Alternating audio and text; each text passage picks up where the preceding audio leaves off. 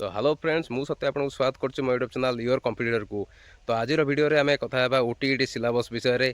तो फारे paper 1 paper 2 दीटा रही तादर पेपर 1 ले हो सिलेबस होची हमर child development and pedagogy 30 mark रो, ओडिया 30 मार्क रो, इंग्लिश 30 मार्क रो, ता सहित एनवायरमेंटल स्टडीज 30 मार्क रो, मैथमेटिक्स 30 मार्क रो।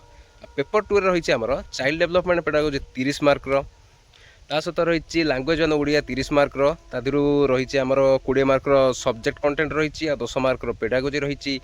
तापर पेपर 2 रही आमर सीतर रही आमर लांगुएज 2 रे रही इंग्लिश रही इंग्लिश रे आमर 20 mark subject content 10 mark pedagogy रही।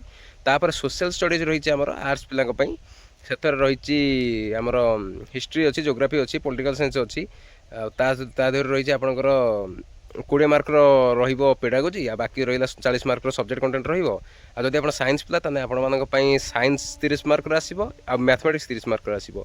तो साइंस 30 मार्क रु 20 मार्क सब्जेक्ट कंटेंट रही 10 मार्क पेडागोजी रही मैथ रे 30 मार्क है 20 मार्क सब्जेक्ट कंटेंट रही 10 मार्क पेडागोजी रही।